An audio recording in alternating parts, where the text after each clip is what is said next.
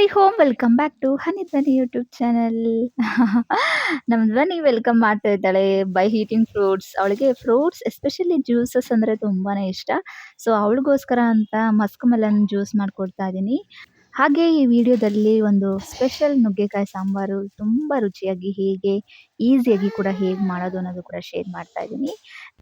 ಜೊತೆಗೆ ನಮ್ಮ ಮೈದ್ನದು ಮದುವೆ ಆದಮೇಲೆ ವೀಡಿಯೋಸ್ ಅಪ್ಲೋಡ್ ಮಾಡೋಕ್ಕಾಗಿಲ್ಲ, ಸ್ವಲ್ಪ ಬ್ಯುಸಿ ಇದ್ದೆ ಅಂತ ಹೇಳಿದೆ. ಅಂದರೆ ಊರಿಗೆಲ್ಲ ಹೋಗಬೇಕಾಗಿತ್ತು, ಏನಕ್ಕೆ ಮತ್ತು ಏನೇನೆಲ್ಲ ಫಂಕ್ಷನ್ಸ್ ಇತ್ತು, ಯಾಕೆ ವೀಡಿಯೋಸ್ ಎಲ್ಲ ಅಪ್ಲೋಡ್ ಮಾಡೋದು ಲೇಟ್ ಆಯಿತು ಅಂತ ಅನ್ನೋದನ್ನು ಈ ವಿಡಿಯೋದಲ್ಲಿ ಕಂಪ್ಲೀಟಾಗಿ ಶೇರ್ ಮಾಡ್ತಾ ಇದ್ದೀನಿ ನಿಮ್ಮ ಜೊತೆ. ಫುಲ್ ವಿಡಿಯೋ ಕಂಪ್ಲೀಟಾಗಿ ಸ್ಕಿಪ್ ಮಾಡಿದೆ ನೋಡಿ. ಹಾಗೆ ಈ ವಿಡಿಯೋಸ್ ಎಲ್ಲ ಹೆಲ್ಪ್ಫುಲ್ ಅಂತಂದರೆ ದಯವಿಟ್ಟು ಸಬ್ಸ್ಕ್ರೈಬ್ ಮಾಡಿ, ನಿಮ್ಮ ಫ್ರೆಂಡ್ಸ್ಗೆಲ್ಲ ಶೇರ್ ಕೂಡ ಮಾಡಿ ಅಂತ ರಿಕ್ವೆಸ್ಟ್ ಮಾಡ್ಕೊಳ್ತಾ ಮಸ್ಕ್ ಮೆಲನ್ ಜ್ಯೂಸ್ ಜೊತೆಗೆ ವಿಡಿಯೋ ಶುರು ಮಾಡ್ತಾ ಇದ್ದೀನಿ.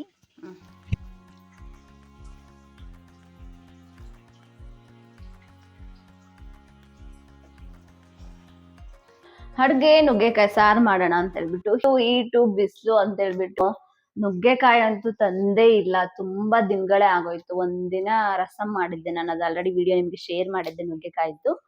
ಅವಾಗ ತಂದಿದ್ದು, ಮತ್ತೆ ನುಗ್ಗೆಕಾಯೇ ತಂದಿಲ್ಲ. ಸೊ ಈಗ ಮನೆ ಹತ್ರ ಬೇರೆ ನುಗ್ಗೆಕಾಯಿ ಬಂದಿತ್ತು. ಸೊ ಸಾಂಬಾರ್ ಮಾಡ್ದೇನೆ ತುಂಬಾ ದಿನ ಆಗಿತ್ತು, ಇವತ್ತು ಮಾಡೋಣ ಅಂತ ಅನ್ಕೊಂಡು ಶುರು ಮಾಡ್ತಾ ಇದೀನಿ.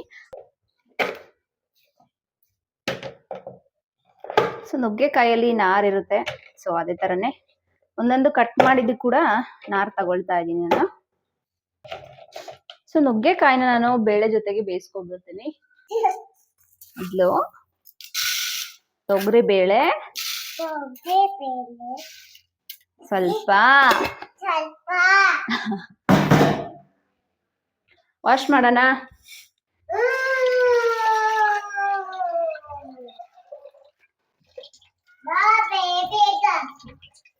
ಸೊ ಈಗ ವಾಶ್ ಮಾಡಿರೋ ತೊಗರಿ ಬೇಳೆಗೆ ನುಗ್ಗೆಕಾಯಿ ಆಡ್ ಮಾಡ್ತಾ ಇದ್ದೀನಿ.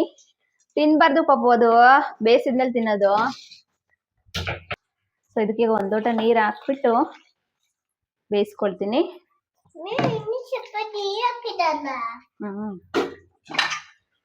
ಸಾಕು ಸಾಕು, ಚೆಲ್ಲುತ್ತೆ. ಇದನ್ನ 3 ವಿಜಲ್ಸ್ ತಗೋಬೇಕು.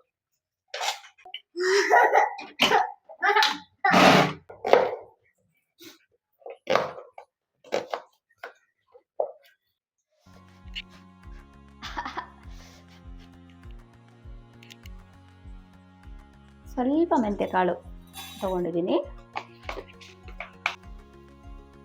ಎಲ್ಲ ನನ್ನ ಕೈಯಲ್ಲೇ ಹಾಕಿ ತೋರಿಸ್ತಾ ಇದ್ದೀನಿ. ಸ್ವಲ್ಪ ಧನಿಯಾ ಕಾಳು, ಸ್ವಲ್ಪ ಉದ್ದಿನ ಬೇಳೆ, ಸ್ವಲ್ಪ ಕಡಲೆಬೇಳೆ, ಬೆಳ್ಳುಳ್ಳಿ, ಒಣಮೆಣಸಿನಕಾಯಿ, ಸ್ವಲ್ಪ ಜೀರಿಗೆ, ಎಲ್ಲವನ್ನೂ ಕೂಡ ನಾನು ಡ್ರೈ ಫ್ರೈ ಮಾಡ್ಕೊಳ್ತಾ ಇದ್ದೀನಿ. ಇದಕ್ಕೆ ನಾನು ಸ್ಪೈಸಸ್ ಹಾಕ್ತಾ ಇಲ್ಲ. ಸ್ಪೈಸಸ್ ಬೇಕಂದ್ರೆ ನೀವು ಆ್ಯಡ್ ಮಾಡ್ಕೋಬೋದು. ಅಂದರೆ ಚಕ್ಕೆ, ಲವಂಗ, ಮೆಣಸು, ಕಾಳು ಮೆಣಸು ಅದು ಕೂಡ ಆ್ಯಡ್ ಮಾಡ್ಕೋಬೋದು. ಬಟ್ ನಾನು ಅದು ಹಾಕ್ತಾನೆ ಹಾಗೆ ಮಾಡ್ತಾ ಇದ್ದೀನಿ. ಈಗ ಅದೇ ಪ್ಯಾನ್ಗೆ ಸ್ವಲ್ಪ ಆಯಿಲ್ ಹಾಕ್ಕೊಂಡು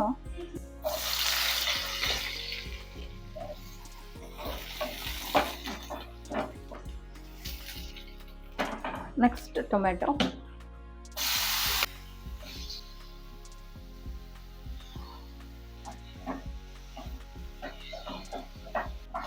ಈಗ ಟೊಮೊಟೊ ಫ್ರೈ ಆಗಿದೆ, ನಾನು ಇವಾಗ ಆಫ್ ಮಾಡ್ಕೊಳ್ತಿದ್ದೀನಿ.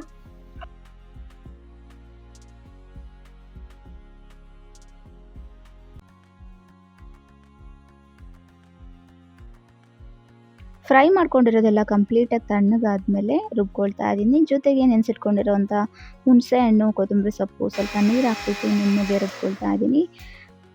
ಹಾಗೆ 3 ವಿಜಲ್ಸ್ ತೊಗೊಂಡಿರೋವಂಥ ಬೇಳೆ ಮತ್ತು ನುಗ್ಗೆಕಾಯನ್ನು ಸಪ್ರೇಟ್ ತೊಗೊಳ್ತಾ ಇದ್ದೀನಿ. ಇಲ್ಲಿ ನಾನು ನುಗ್ಗೆಕಾಯನ್ನು ಮಾತ್ರ ಸಪ್ರೇಟ್ ಮಾಡ್ಕೊಳ್ತಾ ಇದ್ದೀನಿ, ಯಾಕೆ ಅಂದರೆ ಬೇಳೆಯನ್ನು ಚೆನ್ನಾಗಿ ಸ್ಮ್ಯಾಶ್ ಮಾಡೋಣ ಅಂದ್ಕೊಂಡ್ಬಿಟ್ಟು. ಸೊ ನೀವು ನುಗ್ಗೆಕಾಯಿ ಸಪ್ರೇಟ್ ಬೇಕಂದರೆ ಸಪ್ರೇಟ್ ಕೂಡ ಬೇಯಿಸ್ಕೋಬೋದು, ಬೇಳೆ ಮತ್ತು ನುಗ್ಗೆಕಾಯಿ ಹಾಗೂ ಕೂಡ ಮಾಡ್ಕೋಬೋದು. ಇಲ್ಲಿ ನೆಕ್ಸ್ಟ್ ಒಂದು ಪಾತ್ರೆಯಲ್ಲಿ ಎಣ್ಣೆ, ಜೀರಿಗೆ, ಸಾಸಿವೆ, ಈರುಳ್ಳಿ ಮತ್ತು ಕರಿಬೇವು ಹಾಕ್ಬಿಟ್ಟು ಒಗ್ಗರಣೆ ಹಾಕ್ಕೊಳ್ತಾ ಇದ್ದೀನಿ. ಈ ಸಾಂಬಾರಿಗೆ ಯಾವುದೇ ಸಾಂಬಾರು ಪೌಡರ್ ಯೂಸ್ ಮಾಡಿಲ್ಲ. ಡೈರೆಕ್ಟಾಗಿ ಸಾಂಬಾರು ಪೌಡರ್‌ಗೆ ಏನೇನು ಬೇಕು ಅದೆಲ್ಲದನ್ನು ಕೂಡ ಫ್ರೈ ಮಾಡಿಕೊಂಡು ಮಾಡ್ಕೊಳ್ತಾ ಇರೋಂಥ ಸಾಂಬಾರು.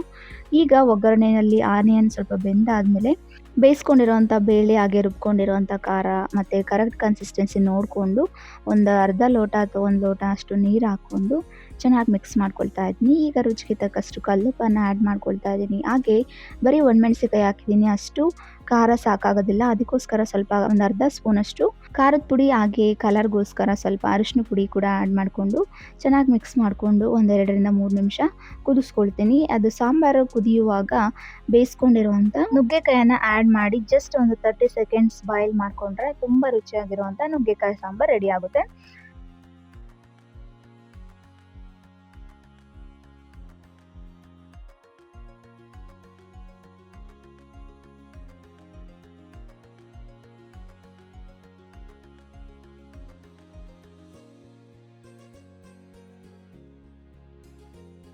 ಬಿಸಿ ಬಿಸಿ ರಾಗಿ ಮುದ್ದೆ ಕೂಡ ರೆಡಿ ಆಗ್ತಾ ಇದೆ.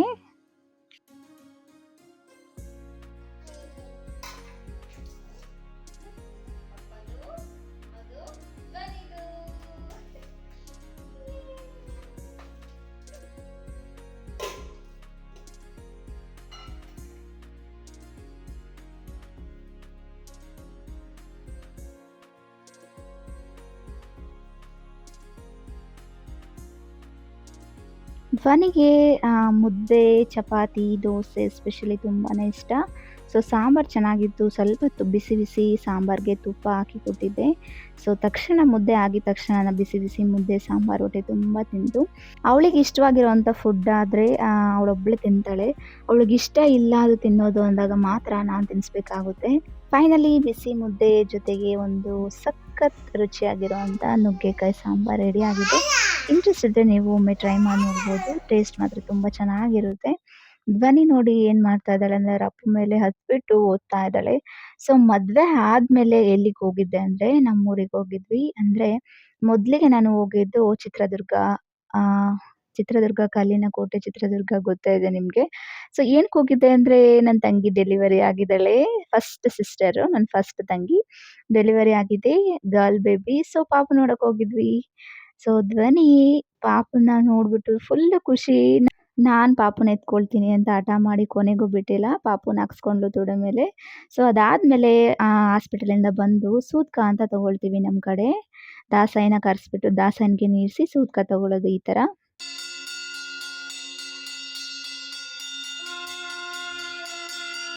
ಸೊ ಯುಗಾದಿ ಫೆಸ್ಟಿವಲ್ ಎಲ್ಲ ಅಮ್ಮ, ನನ್ನ ತಂಗಿ ಎಲ್ಲ ಹಾಸ್ಪಿಟಲಲ್ಲಿದ್ದರು. ನಮ್ಮ ಮನೆಯವರು ಬೆಂಗಳೂರಲ್ಲಿದ್ದರು.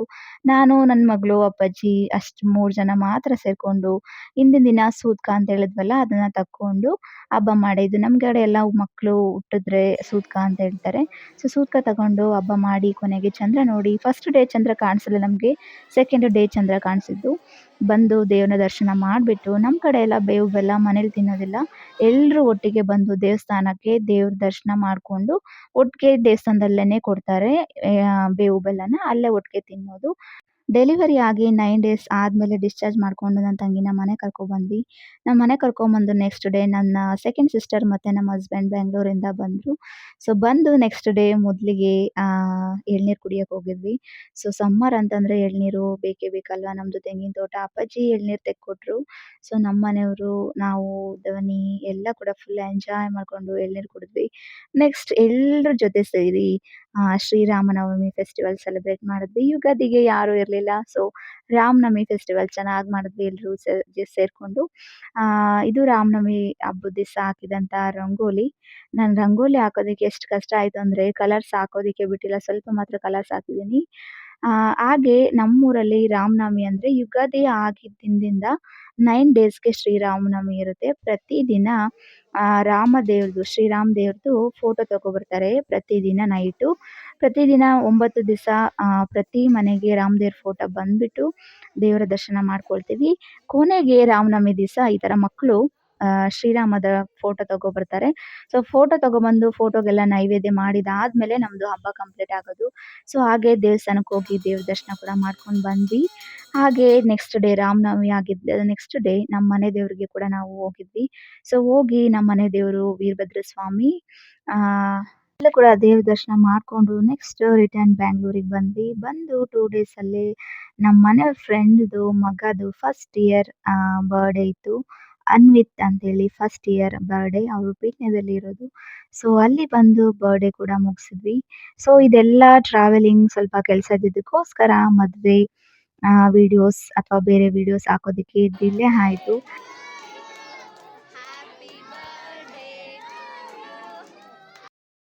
ವಿಡಿಯೋಸ್ ಎಲ್ಲ ನಿಮ್ಗೆ ಇಷ್ಟ ಆಯ್ತು ಅಂತ ಭಾವಿಸ್ತೀನಿ. ಇಷ್ಟ ಆದ್ರೆ ದಯವಿಟ್ಟು ಲೈಕ್ ಮಾಡಿ, ಶೇರ್ ಮಾಡಿ, ಹಾಗೆ ಮರೆಯದೆ ಸಬ್ಸ್ಕ್ರೈಬ್ ಮಾಡಿ. Thank you for watching.